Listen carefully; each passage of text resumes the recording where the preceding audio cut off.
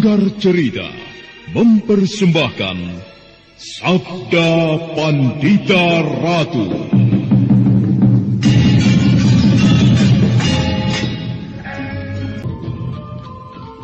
Sabda Pandita Ratu, naskah ditulis oleh Pondra Swasti Langit, diolah oleh Agus Nur Ismail, didukung oleh artis-artis terkemuka, Ferry Fadli, Eli Ermawati, M. Abud, Ivona Rose, dan lain-lain.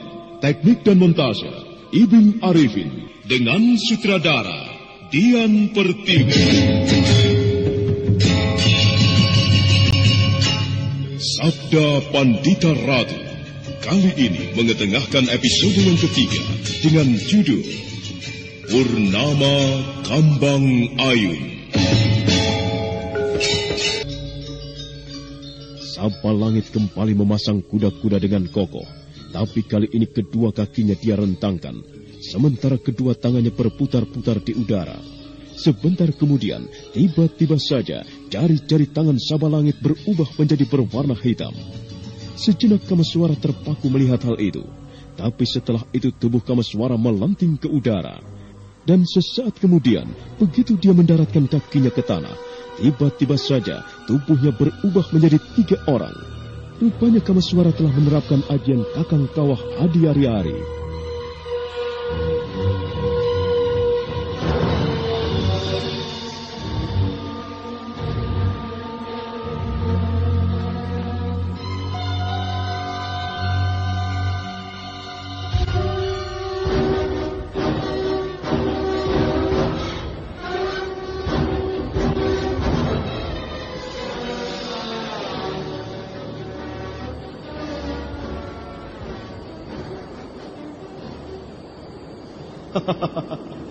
Bagaimana Kiai Sapa Langit?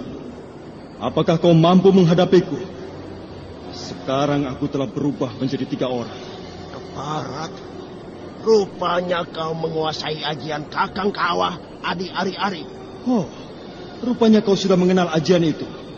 Bagus, dengan begitu kau akan segera tahu permainanku. Kau pikir aku takut atau kalah menghadapi ajian seperti itu? Anak muda, bagiku ajian seperti itu tidak hanya apa-apa. Tanganku ini, sekarang dia telah berwarna hitam. Dan itu artinya ajian wajah taksaka akan segera menghancurkan tubuhmu, anak muda. Jangankan hanya tergores, tersentuh saja oleh tanganku ini, maka racun itu dengan cepat akan menggerogoti kulit tubuhmu. Ayo kita mulai lagi, bocah bau kencur. Hop, hop.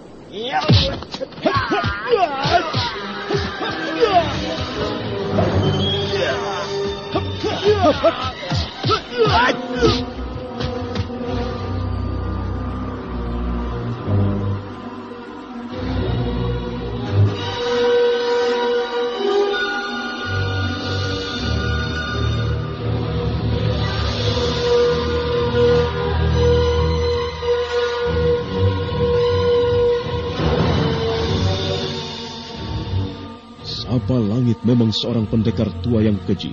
Tangannya yang sekarang telah berlumur racun wajah taksaka menyambar-nyambar seakan-akan tidak memberi kesempatan bagi Kameswara untuk balas menyerang. Tubuh Kameswara yang sekarang menjadi 3 nampak berkelit ke sana kemari karena serangan gencar itu.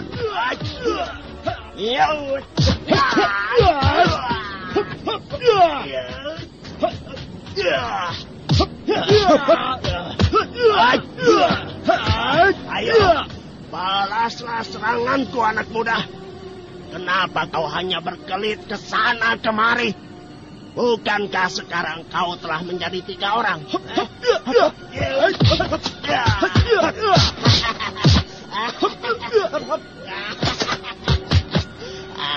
Ternyata kepandaianmu hanya sekian saja. Atau karena kau takut menyentuh tanganku ini? Bagus. Kalau kau memang takut, dengan begitu aku akan dengan mudah mendesakmu sampai kau sama sekali tidak berdaya. Terlalu banyak mulut kau orang tua. Kalau kau memang sanggup melukai tubuhku, ayo lakukanlah. Sejak dari tadi seranganmu sama sekali tidak ada yang berhasil menyentuh kulitku. Apakah itu yang dinamakan hebat?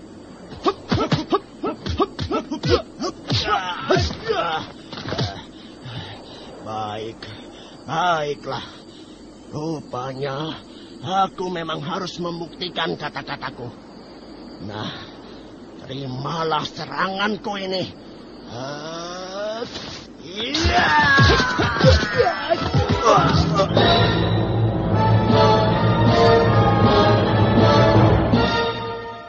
Rupanya Sabalangit benar-benar membuktikan kata-katanya. Dada Kameswara berhasil dirobek oleh kukunya. Dan seketika itu juga, kedua wujudnya yang lain lenyap dari hadapan Sabalangit. Kening Kameswara berkerut menahan pedih akibat cakaran itu. Sementara Haryo Panumping yang telah mengetahui kehebatan ajian wajah taksaka itu, hatinya jadi berdebar. Kemudian dia segera melangkah untuk mendekati Kameswara. Tunggu, Panumping. Lebih baik diamlah di tempatmu.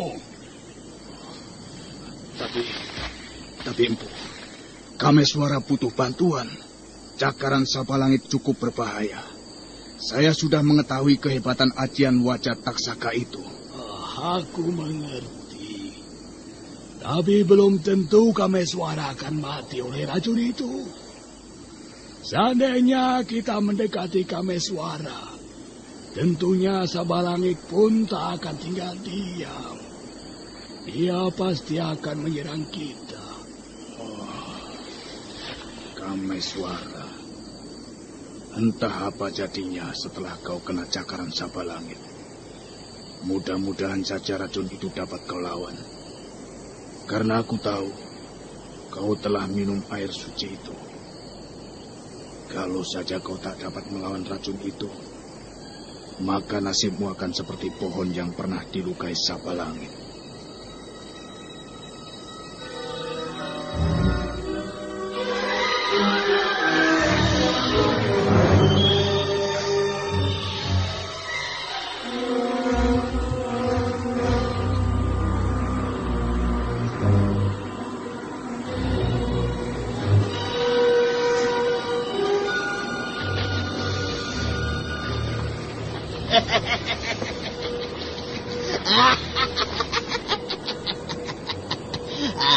Sungguh malang sekali nasibmu, anak muda.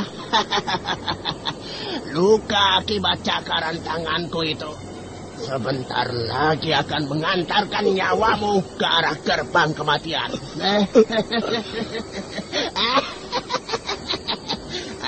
Siapapun tidak akan pernah luput dari maut jika aku sudah menggunakan ajian wajah taksakaku. Sekarang serahkan keris pusaka itu. Kemudian bersiap-siaplah untuk menghirup darahmu.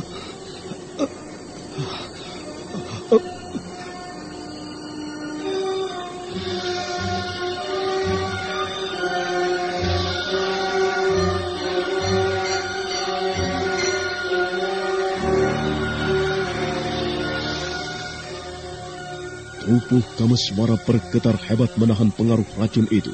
Tapi entah kenapa, tiba-tiba saja Kameswara kembali merasakan hawa panas dari dalam tubuhnya. Dan sebentar kemudian, dia pun sudah bangkit berdiri lagi. Rupanya racun yang bersarang di dadanya dapat dikalahkan oleh kekuatan dari air suci itu. Jangan dulu kau merasa bangga dengan apa yang kau lakukan, Sabalangit. Tidak mungkin. Tidak mungkin kau dapat terhindar dari racun wajah taksakaku. Ajian wajah taksakamu memang mengerikan, Kiai. Tapi bagiku ternyata racun itu tidak berarti apa-apa sama sekali. Bangsat, aku tidak percaya. Kau boleh tidak percaya, karena matamu buta. Seandainya saja kau dapat melihat, maka kau akan terkejut. Karena goresan yang berhasil kau lukai di dadaku lenyap tanpa bekas. Ternyata khasiat air suci yang mengalir di tubuhku benar-benar luar biasa. Kameswara, Sudah beberapa kali kau dapat lolos dari maut. Aku rasa sekaranglah saatnya aku keluarkan seluruh ajianku untuk membunuhmu. Keluarkanlah, orang tua bodoh. Dan sekarang pun saatnya aku harus membalas seranganmu.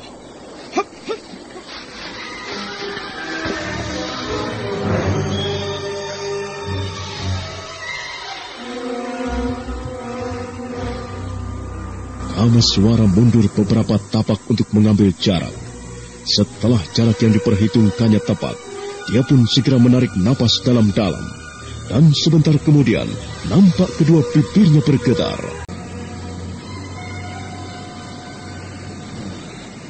Sudah saatnya aku harus membalas serangannya dengan menggunakan ajian Raga Bajra. Jagat ganti keblat cacah papat. Bakal dadi saksi manteping angen-angen ingsun matek aji Raga Bajra ajur mumur tanpa wondo.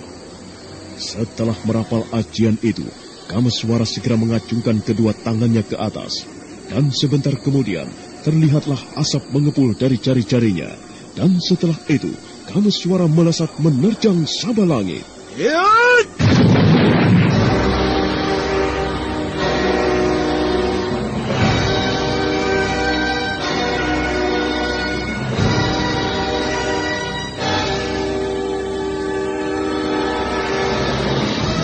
Untung saja Sabalangit segera menghindar.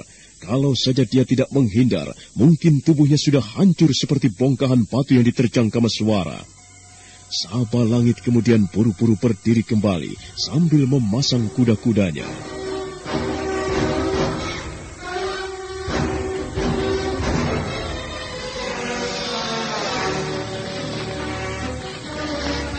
Untung saja kau menghindar, orang tua keparat. Kalau tidak, maka kau tidak akan merasakan nikmatnya dunia ini. Apakah kau masih tetap bersikeras untuk tetap melawanku? Pantang bagi Sabalangit menghindar begitu saja, sebelum segala apa yang diinginkannya berhasil. Jadi kau tetap menginginkan keris pusaka ini dan darahku? Ya, biar bagaimanapun juga, keris pusaka itu harus menjadi milikku. Dan juga darahmu yang telah bercampur air suci itu. Aku kira saatnya aku mengeluarkan ajian pamungkasku. Iya, itulah yang aku inginkan. Keluarkanlah ajian pamungkasmu. Aku selalu siap menandingimu.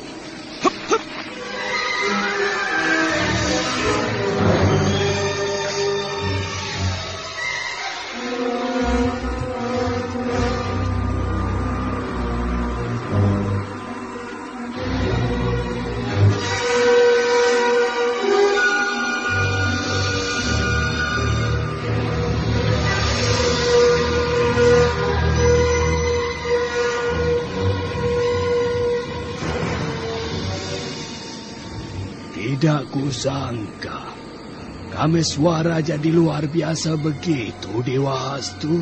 Ya, aku pun tidak menyangka, Empu. Kurasa semua itu terjadi akibat air suci yang diminumnya. Ya, aku rasa demikian. Beberapa hari yang lalu, aku melihat dia seperti seorang pemuda biasa yang tidak mempunyai banyak kelebihan. Tetapi sekarang, Kameswara mengalami loncatan ilmu kanuragan yang jauh ke depan. Benar-benar luar biasa pemuda itu. Iya. Dewa Hastu. Iya, Bu. Apakah ajian Raga Bajra adalah ajian milik perguruanmu? Benar, Empu.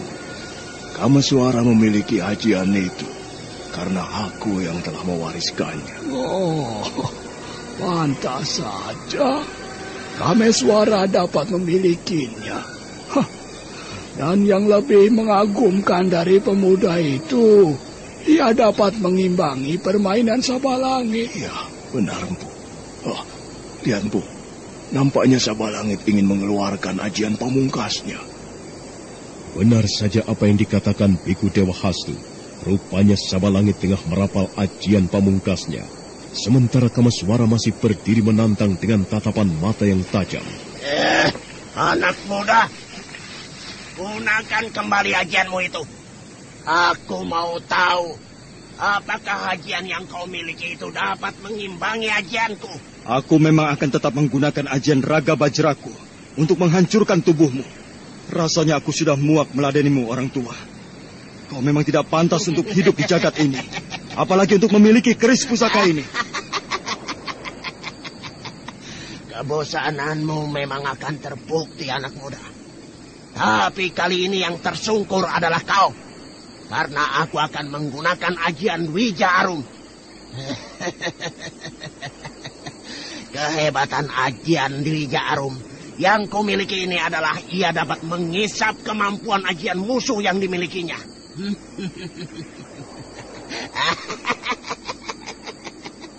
Dan sebentar lagi, seluruh kemampuan yang kau miliki akan kuhisap. Sampai benar-benar kau tidak memiliki apa-apa sama sekali. Suasana menjadi tegang, dan kembali keduanya saling berhadapan untuk siap-siap menyerang. Perlahan Sabalangit mundur beberapa tindak. Begitu juga dengan Kameswara. Keduanya sekarang saling tatap. Desahan napas tertahan mulai terdengar dari kedua tokoh ini. Dan sebentar kemudian...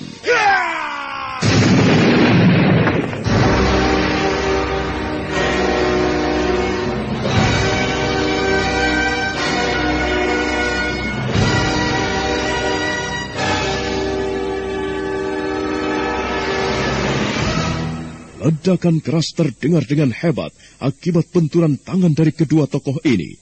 Namun anehnya, keduanya tidak terpental. Bahkan sekarang, kedua telapak tangan Kameswara saling tekan dengan kedua telapak tangan Sabalangit. Tubuh keduanya nampak gemetar, dan rupanya Sabalangit tengah berusaha menghisap ajian Kameswara.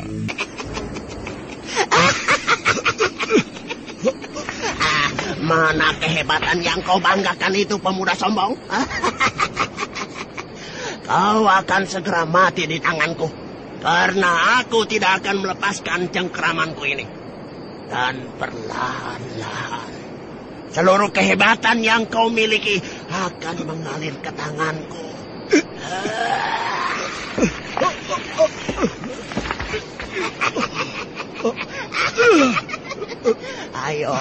Ayo merontalah terus, Kameswara.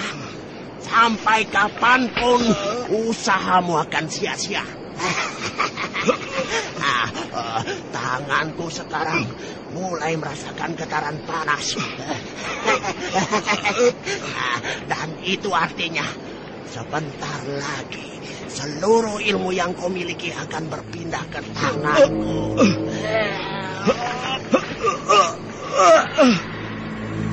Sekalipun tangan Kameswara terasa ngilu sekali akibat hisapan ajian Sabalangit, tetapi wajah Kameswara biasa-biasa saja, tidak menunjukkan bahwa dia menderita hebat. Sabalangit terus tertawa sambil terus mencengkram telapak tangan Kameswara.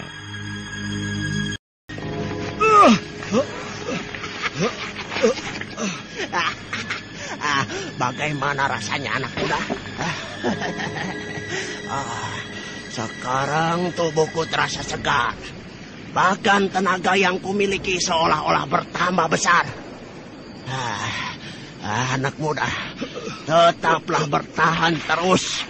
Sampai nanti seluruh tenaga dan ilmu yang kau miliki berpindah padaku. Merontalah terus untuk melepaskan tanganmu. Semua itu hanya akan sia-sia saja. Sabalangit masih mencengkram tangan Kameswara. Bahkan kali ini cengkramannya semakin kuat. Sementara Kameswara nampak mulai lemah. Dia seakan-akan tak bisa berbuat apa-apa, kecuali hanya bisa menahan rasa ngilu yang terasa di sekujur tubuhnya. Setelah beberapa saat, Kameswara merasakan hal itu. Kemudian dia mencoba untuk meronta. Tapi apa jadi? Sabalangit malah menghentakkan ke tangannya.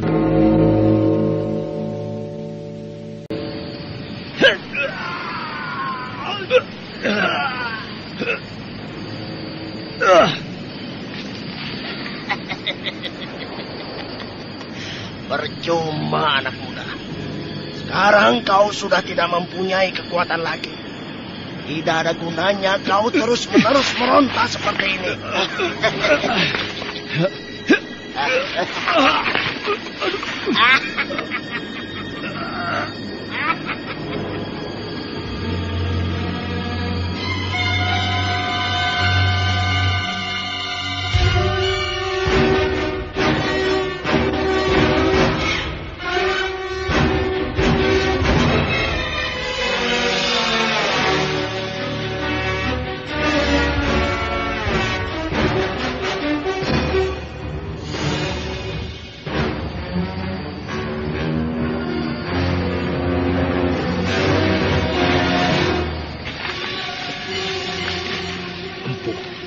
Apakah kita akan membiarkan Kameswara tersiksa seperti itu? Kita harus membantunya, Empu. Sebelum segalanya terlambat. Lihat saja, Kameswara seolah-olah tidak berdaya menghadapinya, Empu. Panumping, Kameswara bukan tidak berdaya, tapi ia justru tengah melawan kekuatan Sabalangit. Sekalipun tenaganya terhisap oleh Sabalangit, tetapi tenaga yang keluar dan mengalir dari dalam tubuh Kameswara tak akan ada habis-habisnya, Panumping. Kalau Kameswara masih mempunyai tenaga dalam yang banyak, kenapa ia kelihatan seperti orang yang tidak berdaya? Empu lihat sendiri. Panumping, sebaiknya kau tenang saja. Lihat saja nanti apa yang akan terjadi. Biar bagaimanapun, kita tidak boleh campur tangan dalam perang tanding ini. Kita harus menghormatinya, Panumping. Empu, apakah dengan menghormati perkelahian ini, lantas kita akan membiarkan Kameswara tewas? Kau lihat sekarang, Panumping. Kameswara kelihatan tengah berusaha untuk bangkit dan melawan kekuatan Sabalangit. Lihatlah baik-baik, Panumping. Sekalipun Sabalangit mampu menghisap tenaga Kameswara, biar bagaimanapun daya tampung tubuhnya ada batasnya. Karena tubuh Sabalangit ibarat sebuah wadah. Kemampuan wadah cukup terbatas untuk menampung sebuah benda. Begitu juga dengan Sabalangit. Daya tampung tubuhnya untuk menampung tenaga Kameswara yang dihisapnya pasti ada batasnya. Sementara Kameswara sendiri, tenaganya tak akan ada habis-habisnya, Panumping, karena kekuatan air suci itu. Benarkah demikian, Bu? Oh, Sang Yang Agung, lindungilah Kameswara dan berikanlah kekuatan agar ia mampu menghadapi Sabalangit.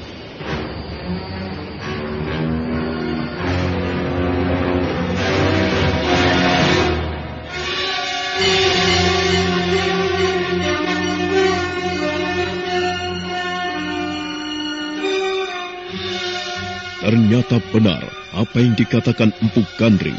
Entah bagaimana, tiba-tiba saja Sabalangit menjadi tegang. Tangannya nampak gemetar.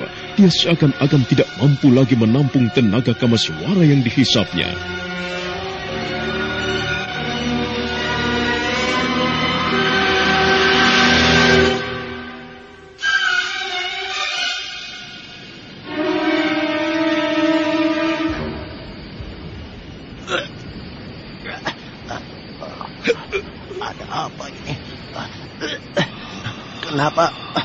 Kenapa tiba-tiba saja tubuhku terasa panas dan tanganku gemetar?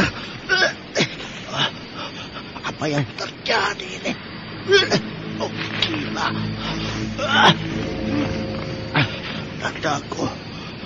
Dadaku sekarang terasa sesak.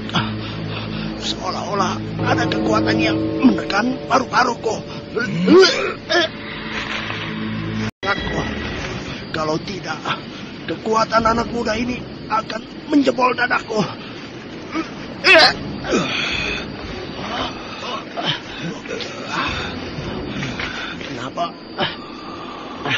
Kenapa tanganku jadi sukar dilepaskan?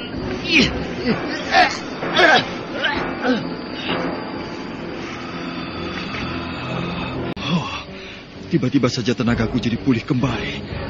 Aneh. Apa yang terjadi sebenarnya ini? Dan kekuatan tenagaku seakan-akan tidak ada habis-habisnya. Sabalangit kelihatan tersiksa sekali.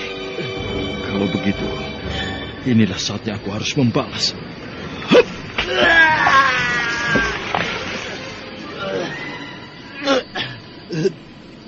Keparat, apa yang kau lakukan terhadap diriku, anak muda? Aku tidak melakukan apa-apa, kecuali hanya menahan hisapan tenagamu. Tidak mungkin. Jangan coba-coba bermain curang kau, Keparat. Aneh. Kenapa kau bicara begitu? Nada bicaramu seolah-olah seperti orang yang ketakutan. Bangsat. Sabalangit bukanlah seorang pengecut. Kau telah berbuat curang, anak muda. Berbuat curang? Lihat baik-baik, orang tua. Apakah benar aku telah berbuat curang? Aneh. Bagaimana mungkin aku bisa berbuat begitu, sementara kedua tanganku masih kau cengkram? Sayang sekali matamu buta. Seandainya kau bisa melihat, kau akan tahu bahwa aku benar-benar tidak berbuat curang. Lepaskan tanganku, anak muda. Lepaskan.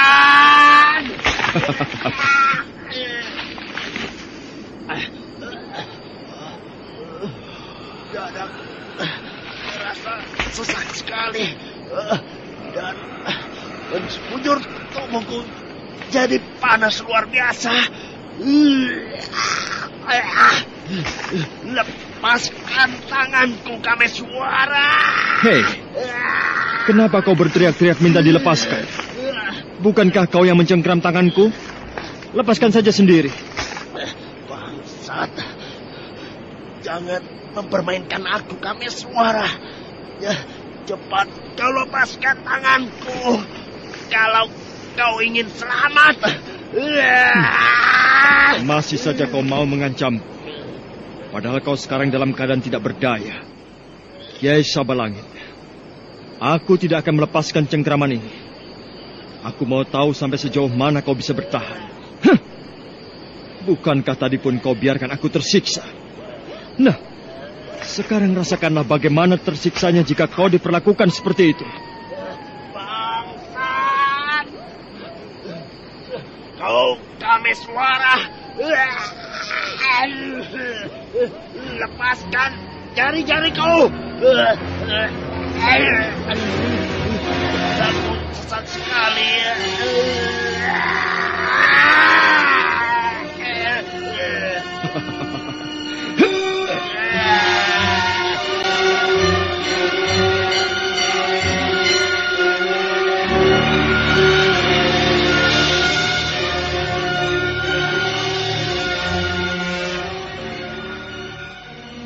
Sabalangit benar-benar tersiksa menerima tenaga yang dihisapnya cukup berlebihan. Tubuhnya sampai terguncang-guncang karena berusaha untuk melepaskan cengkramannya sendiri. Sementara orang-orang yang berada di tempat itu kelihatan tercengang melihat apa yang terjadi di hadapannya. Haryo Panumping dan Ki Ageng Pesanggaran yang semula cemas sekarang nampak mulai agak tenang. Sabalangit terus berteriak-teriak sambil meronta-ronta liar. Sementara Kameswara yang melihat hal itu hanya menatapnya dengan tenang.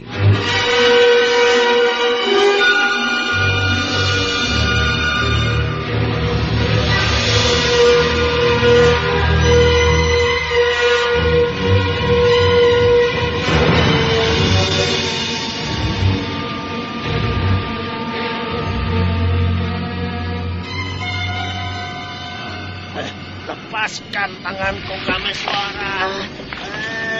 Lepaskan, Kameswara.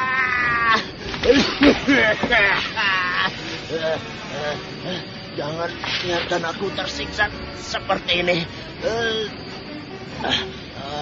Dadaku terasa sesak sekali. dan tubuhku panas. Lepaskan aku, Kameswara. Menyedihkan sekali keadaanmu, Sabalangit. Ternyata siksaan yang kau terima lebih parah dari apa yang kualami. Kalau saja aku yang tersiksa seperti ini, mungkin kau akan tertawa, bahkan mungkin akan langsung membunuhku. Untungnya yang mengalami siksaan ini adalah kau. Jadi aku hanya bisa memandangmu dengan perasaan iba. Lepaskan cengkraman ini, Kameswara. Kau memang hebat. Kau memang seorang pemuda yang luar biasa, Kameswara. Cepatlah kau lepaskan tanganku. Aku tidak kuat lagi menahan sesak nafas ini, Kameswara. Aku merasa tersiksa sekali.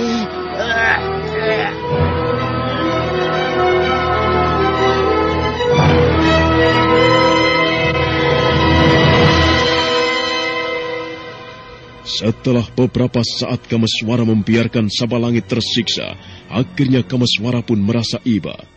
Kemudian secara diam-diam, dia pun menyalurkan tenaganya ke dalam kedua tangannya. Dan sebentar kemudian, Kameswara pun menghentakkan kedua tangannya. Sabalangit terpental beberapa tombak ke belakang, sementara Kameswara masih dalam keadaan tegak berdiri. Wajah Sabalangit nampak pucat. Perlahan dia mencoba untuk bangkit. Sementara Kameswara masih tetap memandangnya dengan tatapan tajam. Bagaimana, Kiai Sabalangit? Apakah kau masih penasaran untuk melawanku? Barat kau, Kameswara. Aku tidak terima penghinaan ini. Seharusnya kau berterima kasih padaku, Kiai. Karena aku tidak membunuhmu. Tapi kenapa justru kau merasa terhina atas kebaikanku tadi? Kebaikan macam apa? Bagiku itu adalah penghinaan. Sebaiknya sekarang kita bersiap-siap untuk bertarung kembali. Jadi sekarang kau sudah merasa kuat kembali. Lalu apakah sudah kau pikirkan masak-masak untuk bertanding denganku kembali? Kiai Sabalangit, sebaiknya menyingkir saja. Karena aku tahu hasilnya akan percuma. Kau bukan lawanku. Bangsat, jangan banyak mulut.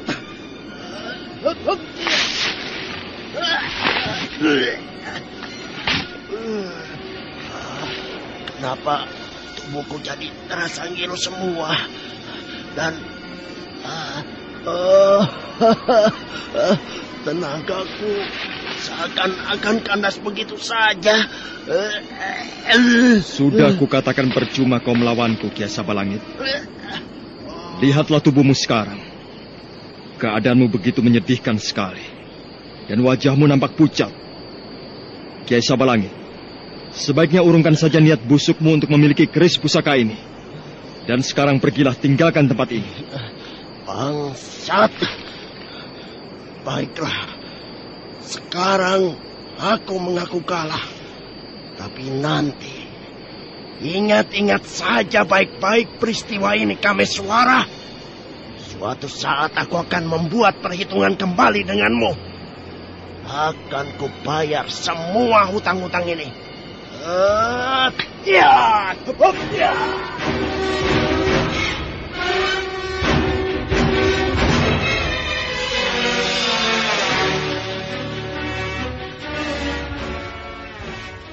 Akhirnya karena merasa tidak mampu untuk melawan Kameswara kembali, Sabalangit pun melesat meninggalkan tempat itu. Sementara Kameswara hanya bisa menarik napas panjang melihat kepergian musuhnya itu.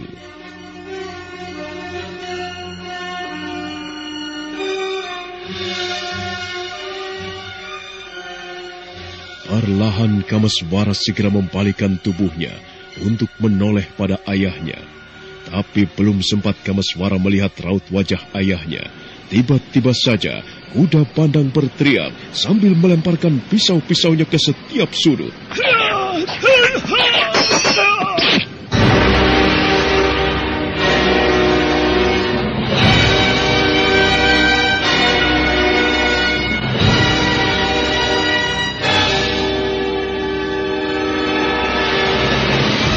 Pisau-pisau itu melesat ke arah Kameswara dan Ki Ageng Pesanggaran. Namun untunglah Kameswara segera berkelit dengan cepat, sehingga pisau itu berkelebat-lebat di sampingnya. Tapi lain halnya dengan Ki Ageng Pesanggaran yang terpaku sejak tadi. Di dadanya sekarang telah bersarang sebuah pisau. Seketika itu juga tubuhnya limbung dan sebentar kemudian roboh ke tanah.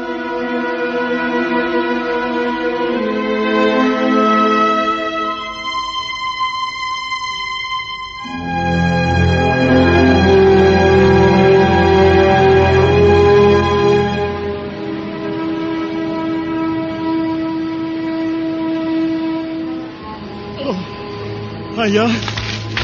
Ayah! Keparat! Kubunuh kau kuda bandang! Kau telah membunuh ayahku! Hiat! Suara! Tahan amarah. Biarkan orang itu pergi.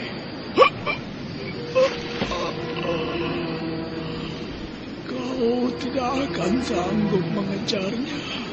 Ayah! Ayah! Sudahlah. Jangan menangis. Kenapa keadaan ini jadi seperti ini? Ayah, bertahanlah. Aku akan berusaha mencabut pisau ini. Ayah harus sembuh. Tahanlah rasa sakitmu, Ayah. Aku akan berusaha menolongmu. Aku akan segera menyalurkan hawa murni ke tubuhmu, agar darah yang keluar ini cepat membeku. Jangan, Kameswara. Sudahlah. Sekalipun kau berusaha untuk menyembuhkan aku, hasilnya akan percuma. Karena keadaan ayah benar-benar sudah lemah.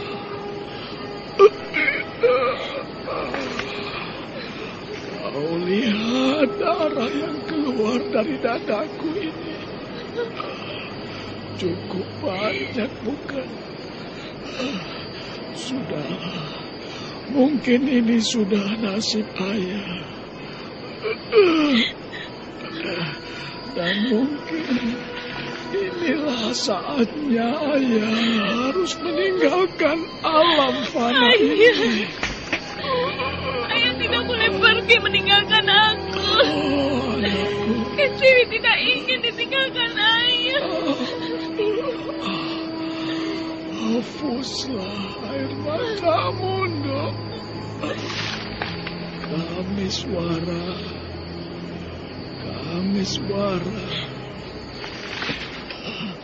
Suruh kakangmu beranjangan kemari.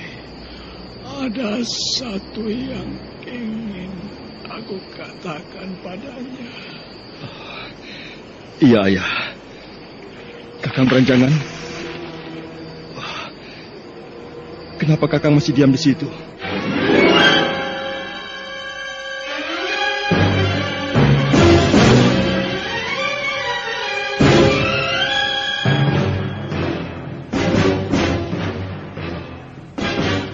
Mahesa Beranjangan masih diam terpaku di tempatnya.